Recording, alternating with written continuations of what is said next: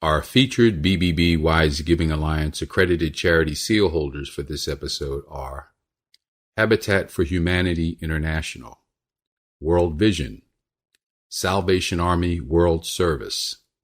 To find out more about these and other BBB Wise Giving Alliance accredited charity seal holders, go to give.org.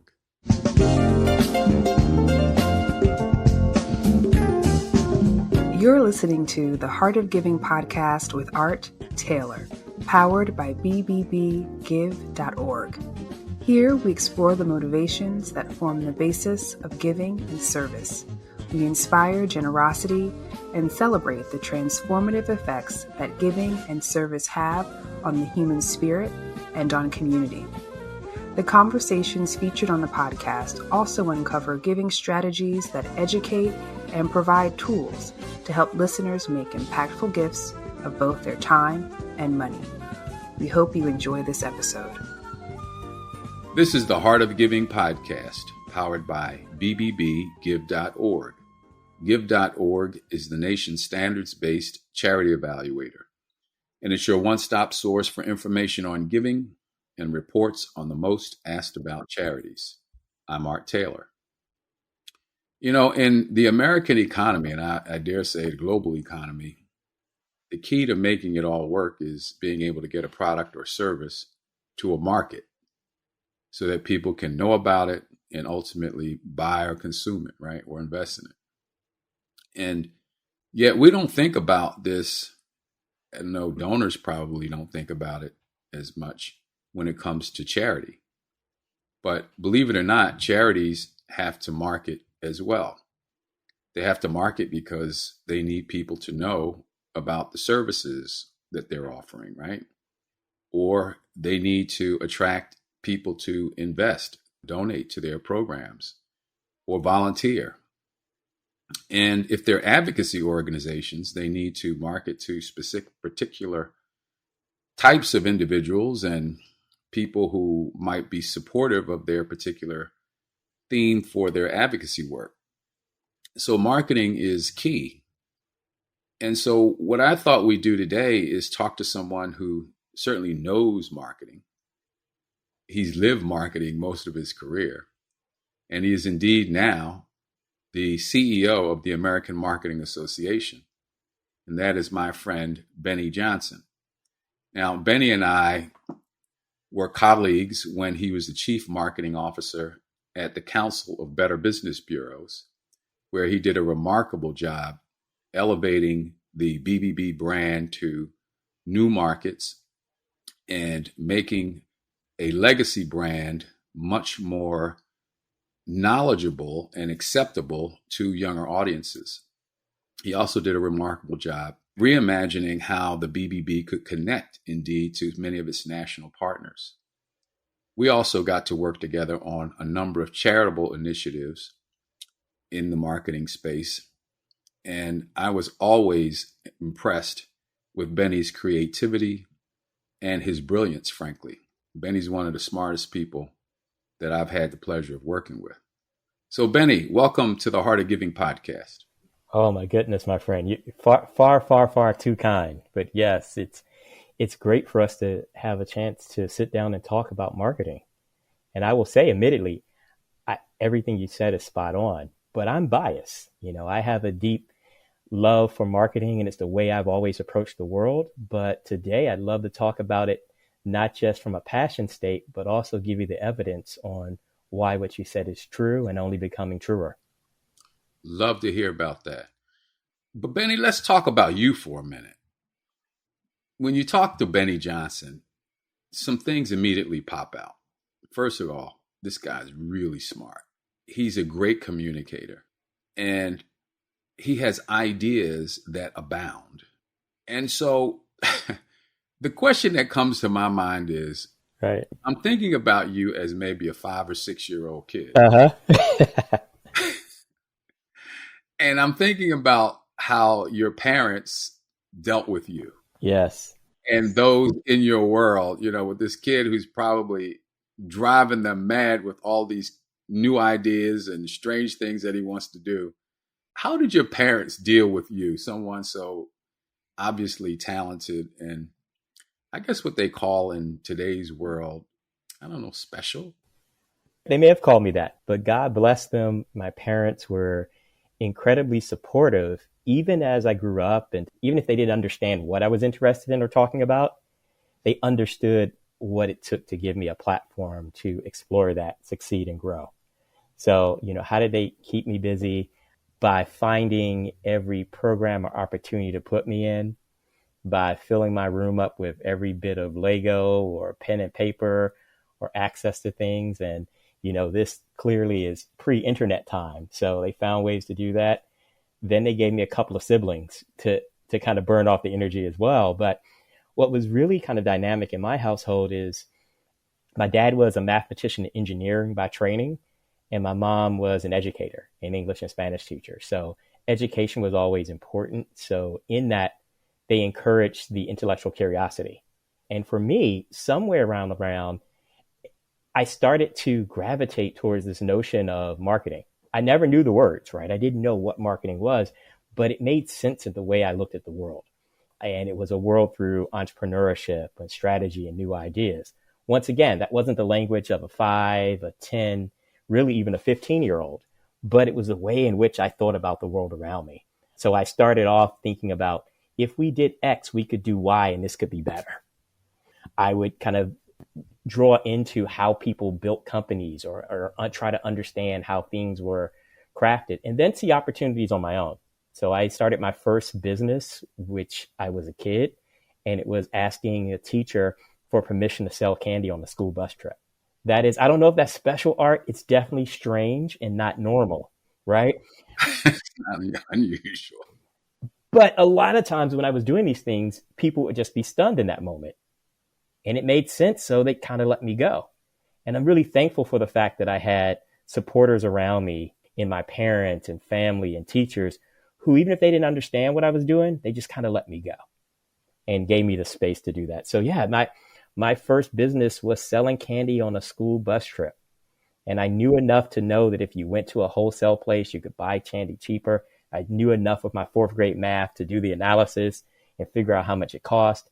I didn't understand product placement or positioning, with a nod to the great marketing legend, Philip Kotler. I didn't understand the 4 Ps, but it made sense. How do you promote? How do you engage? How do you deliver something better or more dynamic? And so that's always been a part of how I've navigated the world, through this lens of marketing, and marketing as entrepreneurship and innovation. Yeah, well, there's also this part of you. You were raised in a family that was connected to the church. Yep. The Christian church, the Baptist church, I dare say. Yep. I'm a preacher's kid. Preacher's kid. So how did that maybe shape how you see giving back? Or did it have an influence on your connection to service? It did. And the obvious answer is yes. The immediate answer in the moment of it, I didn't think about it that way, but I grew up in a household in which I saw my parents actively serving in a variety of ways, right? I grew up in a household in which I have 2 younger brothers and there are 3 of us. But at any given time, we always had a 4th or 5th brother there, where my parents were bringing in students and family and other folks in, right? I saw, much like yourself, being committed to university. I grew up and my dad was serving on his university board in all these different ways. We saw them growing up. When I was younger, we had a Cub Scout leader actually run away with the money. Now, you don't know that as a kid. You know you're doing Cub Scouts and then you're not, right? I saw my dad step in without having any experience of a father in his life or any experience camping, come in and take a group of my friends and actually turn it into a Boy Scout troop. The interesting thing is I still have deep friendships with all those guys that I grew up with. We were commenting the other day of that group. There's a group of us, principally African-American and Latino men, who grew up in Washington, D.C. at a time in which that wasn't the expectation that you would grow up.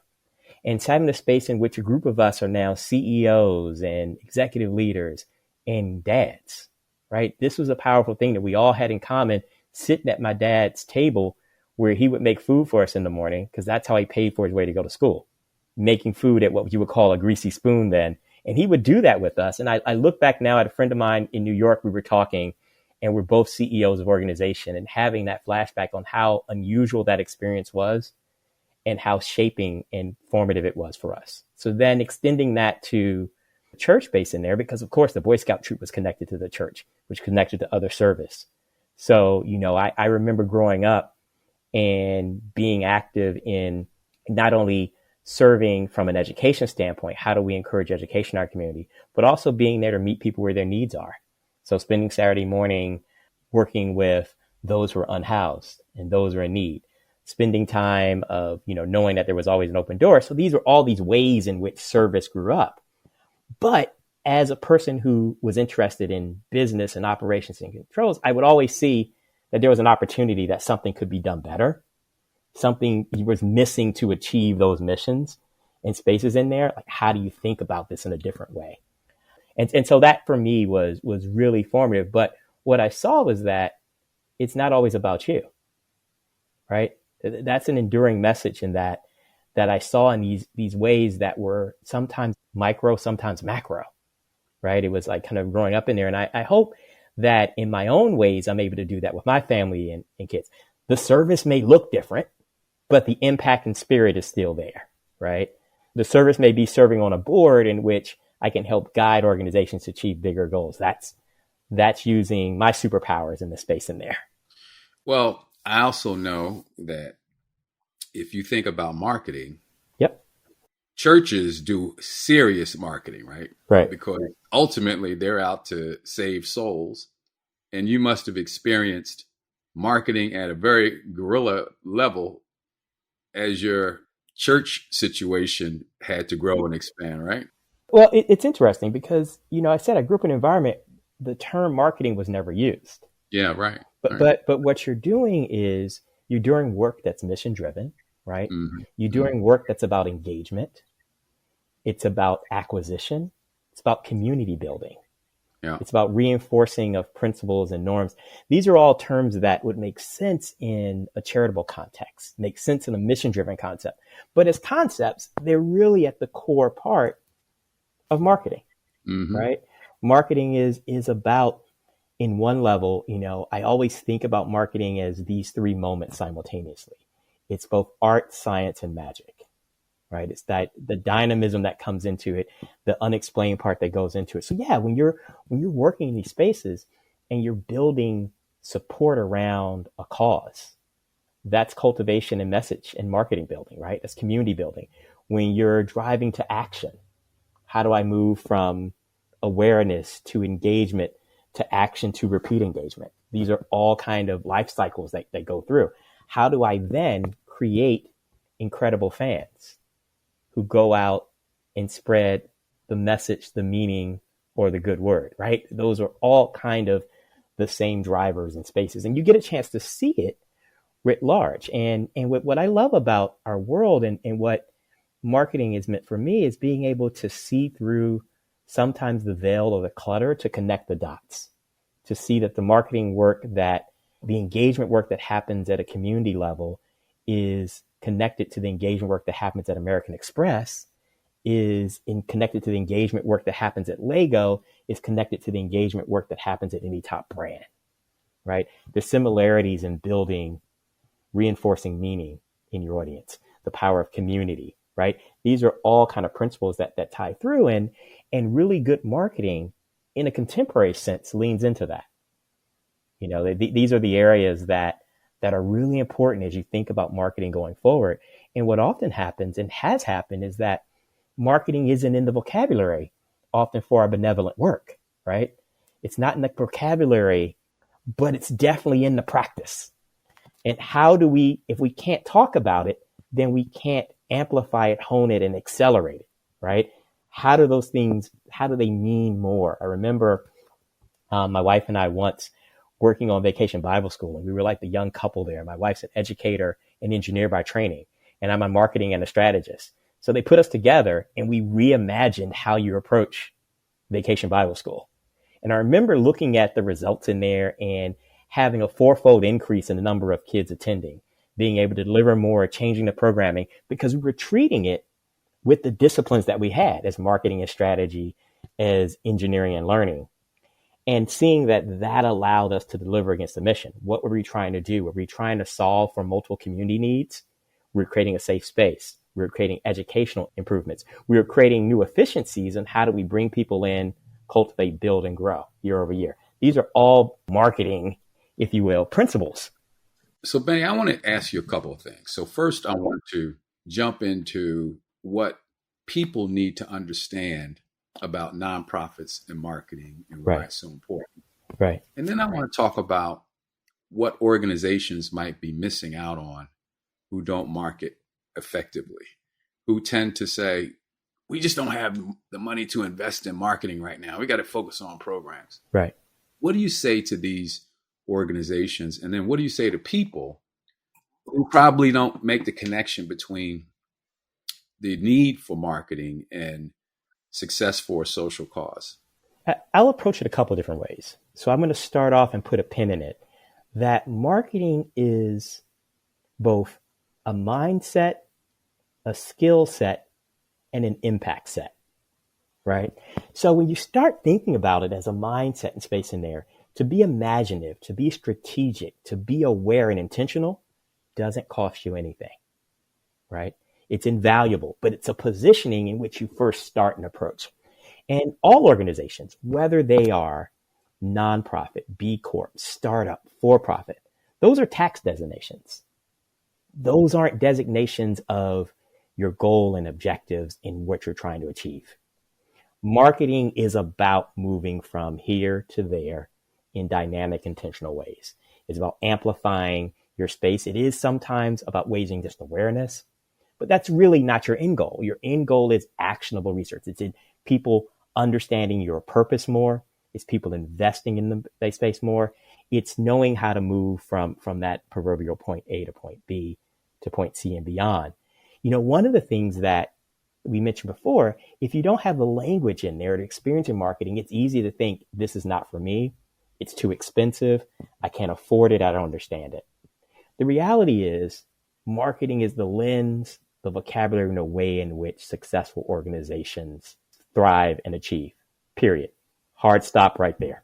Whether you understand it, and oftentimes I love thinking about it, the need and impact for marketing is like gravity. You don't have to believe in it for it to take effect, right? Mm-hmm. There's marketing happening, whether good, bad, or indifferent, around you and your product, whether you identify it. I think the opportunity, though, for nonprofits is to understand that being intentional and strategic about how you approach your engagement with your audience, your mission, and the world around it is critical to you, both your short-term and long-term success. You know, the data is clear that often your $1 million donors start off as $200 donors, right? Now, those are just basic numbers in there. Let's pull it out and genericize it. It means that if whatever is meaningful for your organization, it may not be $1 million, it may be $500,000, it may be $50. Whatever that meaningful ongoing gift is, it's not the beginning point. It's a reflection of a relationship that's been built through marketing. If the gift at the $200 or the $50 or the $5 falls through in terms of customer expectation, experience, embrace, you know, how you move through, these are all kind of knowing and building around your customer. These are all core marketing principles. If that falls apart, you never get to the bigger gift, right? That initial gift is always an investment/test. And marketing should be a part of that conversation, right? It's not just raising the flag of this is our idea, this is our good space. There are lots of good ideas and good spaces. It's about amplifying in such a way that your audience can see. It's about building new audiences and bringing them into the life cycle of your organization. And it's cultivating those relationships over time. If in some charitable spaces, you want a mission driven where your end goal is solving for something, right? If you're looking for a cure, your end goal is to actually cure and in effect make yourself obsolete. But you get there by building the coalition in space. For many other spaces, it's ongoing maintenance in which you can't get there by having new advocates, new donors every other month, right? You have to then build meaningful relationships that become generative. And so marketing provides a lot of framework about how to think about that, how to communicate, how to meet customers where they are, how to build them on a journey and a path, how to be more sophisticated about managing your resources around that. Marketing, the science part, allows you to see what's working, what's not, what can be tested, what can be expanded. It's really a robust space in which I think it's a misstep for organizations to think they don't do marketing or they can't do it. Because once like gravity, marketing is happening around you, whether you believe it or not. Your competitors are marketing, and that's saying about you without you having a voice. Your complementers are marketing. Your internal staff and team are marketing. So what you want to be able to do is embrace that so that your audience, whether it's your employees, your donors, your givers, they understand and can internalize the purpose of your business, the purpose of your mission, to take that through. So pulling it all together in there, marketing, yes, today, tomorrow, and beyond, right? It needs to be that space in there. And as we look at the landscape, it is so competitive. If you're a charitable organization, not marketing is really signing the end of your initiative. And we all do this work because we believe fundamentally it's important, right? That's kind of my view of the world. I'm shrinking it down and thinking about where it is. And now it's time for our Giving Tips segment with Bennett Weiner, one of the world's most renowned experts on charity accountability and the COO of the BBB Wise Giving Alliance. The BBB Wise Giving Alliance has, for the past 7 years, conducted a donor trust report, which is a special survey of the public where we survey online an audience of over 2,000 adult Americans, as well as an audience of 1,000 adult Canadians on various issues concerning the charitable sector. This year, we focused on charity accountability issues as a special part of the survey. And one of the things that we wanted to identify was what were the priority accountability elements that donors are most concerned about. And what we found in terms of the top 3 issues, of course, the top issue is how the charity spends its money, with 76% seeing that as a priority area for them. However, right up on its heels as being a top issue for the public is whether the charity's appeals are truthful, accurate, or not misleading at 73%.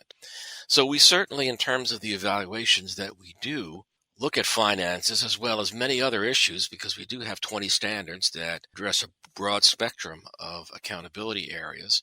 The message is clear that donors are not just concerned about finances, but are concerned about the accuracy of the communications they're getting from the charity.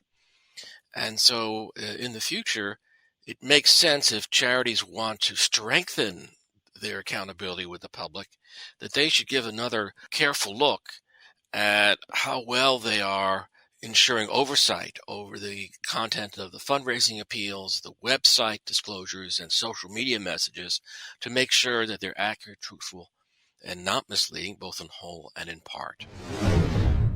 So we just came out with a study recently, the latest donor trust report, which I commend to people. You can find it at give.org.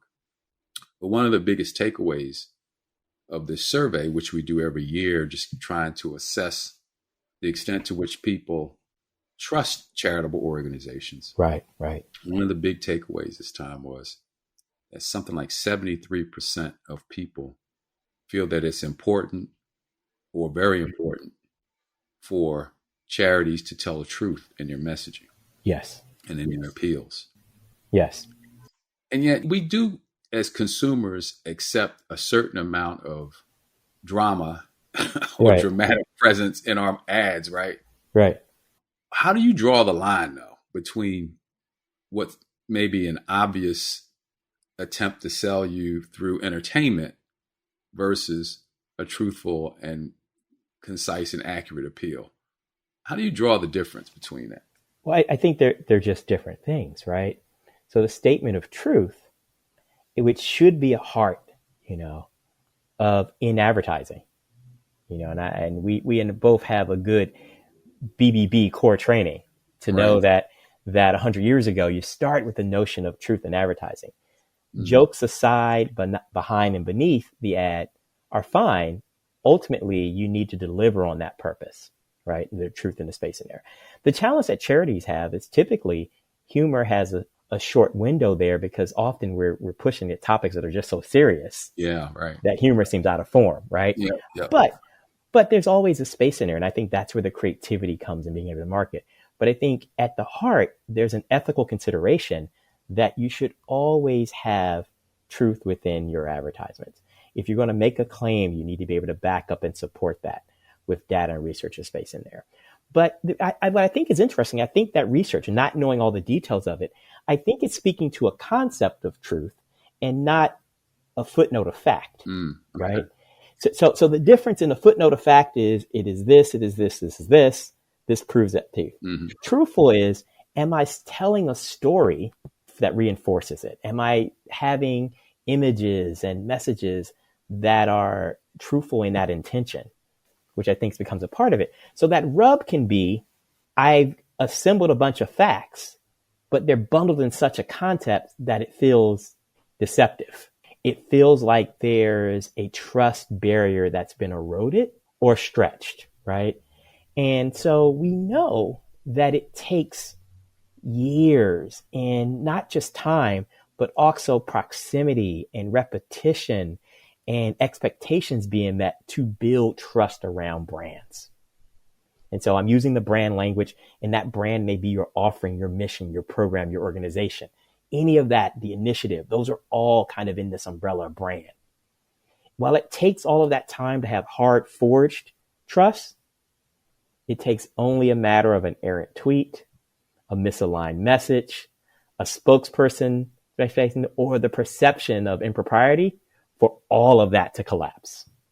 And so it puts an extra importance on making sure that the facts are the facts and the context reinforces truth in the work that you do. You may have people who take a shortcut and think that will drive short-term investment. We know that if you're talking about work in a charitable purpose, that short-term gain can have deep, long-lasting problems. You know, when you look at the donor class that you're building in, or look at the relationship you're doing, you're also often advocating on behalf of others when you're working in a charity. So you have that trust relationship as well. So it's the donors, the stakeholders, and the work you do that I believe it's important for charitable organizations in particular to reinforce those trust matrix. Do you find it surprising at all, though, in the marketplace that we have today, that people believe that telling the truth is so important? I know that sounds really weird to say that. Of course, we want people to tell the truth. But given all of the misinformation and madness going on in social media and other places, yeah, do you find it surprising that people still have that expectation? No, I don't. I mean, you think about it, in our world, we have the ability to have hyper-personalization, which equals an increased level of intimacy. And when we start talking about trust, this is language of intimacy, right? So my expectation is that you're telling the truth, therefore I can trust you, right? I trust you and I want to believe that you're telling me the truth. Like, those are the reinforcement points. And with all of the modern mayhem that we see, right? All of the kind of disinformation, reinterpreted information, things devoid from truth in there, trying to get us to move in action. And especially if that action is removing us from resource, having us invest in something, buy something, give something, it makes sense that that's going to be expectation, and it's going to be greater, right? Our exchanges are all about trust, and it's not always money. Sometimes it's my information and my credibility. That's part of a trust exchange as well. Given the landscape now with things like the onslaught, I guess, of artificial intelligence, right, and new communication tools, what are marketers talking about, and what are they concerned about given all of this? First of all, I think marketers aren't different from other professionals in the sense that, oh my goodness, the world is changing. What's really interesting is machine learning, algorithmic learning, AI have been a part of the marketing tool set, the advancing tool set, for at least the last decade. When you look at search engine optimization, look at a lot of the tools that we have. But it was roughly a year and some change ago when OpenAI dropped ChatGPT that this new world of generative AI was writ large. And marketing has an incredible opportunity and inflection point. There's a lot of tension around it because marketing is one of the first disciplines in which these tools are being applied. And what we're encouraging marketers to do is to have the opportunity to play and engage, right? I remember a dear colleague once before saying that we talk about being in the room and being at the table for decisions and what happens to shape an industry or shape programs or things that are important. And he would always say in a really calm way, if you're not at the table, you're on the menu. Mm. And it always pays that. So what we encourage, and what we have been encouraging is for marketing leaders to step up and lead now, right? To understand the parameters that we're going to put around these new tools, to understand the frameworks, the ethical considerations, to lead their teams to be able to play and understand. It's hard to understand a tool if you're not using it and playing around in it. Our change is going into exponential space. That's not the question. Things are going to change. We've talked before that the current AI applications you're seeing now, and this is a technical term, are the dumbest AI tools you're ever going to see, right? It's only going to get better. I was at a demo a couple of weeks ago, and I remember having a couple people go, well, it's kind of chunky, and it doesn't do this, and it doesn't do that. And I'm like, yeah, but this was a first pass, and this was a damn good first pass, right? And if a system's only going to learn, if it's doing B+ work on the first pass, what does the future hold? But I know that, and we've seen this in everything else, it's not the tools and the technologies by themselves. It's the playbook and integration we have with human creativity and leadership that help to shape. Now, what we're going to see and what we are seeing is AI is going to and is changing the foundational landscapes. It's changing both the floor and the ceilings space in there. And being adapted in this space is going to be important for not only marketers, but the organizations they serve, the spaces they work at, right? You're going to see a reaction. You're going to see a lot of dynamic stuff that moves us forward. And you're going to see a lot of things that you wish people hadn't done that are part of that evolution. Well, I'm glad to hear what you said about teams should just play with it. We just launched a tool we call askgive.org, and it uses a large language model to allow people to ask questions about their favorite charity or about charity in general or about giving or about volunteering or anything that might be on your mind relative to charity. And what's so cool about it is that it doesn't take information from the general internet. It just takes curated information that we've gathered over the years, including our charity report missions and other things. Right. And it gives people a great answer to any question that they might have. And if it doesn't know, it says, there may be some other places you might want to look for this answer. And we've also said to it, there's some answers we don't want you to give. We don't want you to say, what is the best charity? Right. But we want you to tell people how they can find what might be the best charity for them, right? Right. And it gives people a source for where its answer came from. So if you wanted to do more research, you could find it. So what's so cool about it is that we got to experiment, we got to play, and we picked a project that has little to do with efficiency, little to do with taking away a person's job, but how do we serve our population more? Right. How do we make our information more accessible to people? And I think that we will ultimately be rewarded in the marketplace, so to speak, for helping people, for having a project that's human-centered. Right. And I just think that is at least our hope anyway. And I think in the marketing jargon, human-centered is probably going to be a big way that we begin to rationalize the ethics as well as the parameters, as you mentioned, that we put around these things. Yeah. I'm a big believer in imaginative play, right? Imaginative play is at the heart of any disruption, whether it's incremental or transformative, right? And the space in there. And yes, there's always going to be tools that make our lives more efficient and space in there. But we don't wake up being inspired to be more efficient, right? We don't wake up thinking about making the world a better place through efficiencies, right? We think about it through those imaginative generations that the things that we're even talking about today that were only a glimpse into quality science fiction in a few labs 30 years ago, right? That are now a part of our everyday ethos. And then it allows us and gives us a tool set of what can I do now that I couldn't do before. I think back and looking at our own children in space in there, the vast amount of knowledge that's at their disposal now took us several outdated encyclopedias to only get a tenth of, right? Exactly. And I just think that, as you say, we're just at the beginning stage of all this. Very, very much so. We're just at the beginning stage. And so where we'll be 10 years from now, who can say? Now, even 3 years from now, I just think that 3 years is going to be a lifetime when it comes to the use of this technology. That is assuming we can find the electricity to keep it going. It really be. I mean, here's the thing. Innovation begats more problems, begats more innovation, begats more problems, right? We continue to kind of think of that. But what do we do over time? We get better at problem solving. Yeah. Right? So no matter what the problem is, we get better at problem solving, which is the space. And when we think about our organizations, marketing is often the proxy for that innovation and problem solving muscle, right? That's why I once again believe it's not just the application of I got more donors to give and more people know about my mission. I've built this community. Those are important key parts. But another part of marketing is it becomes your natural intentional innovation engine. Yeah. Right. Yeah. It's through marketing that you often ask what if and why not. Right. Those are innovation prompts.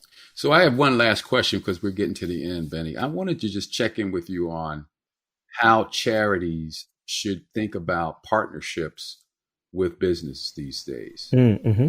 You know, for a long time, we heard that companies are supporting causes that align with their products, services, and their desire to succeed in the marketplace.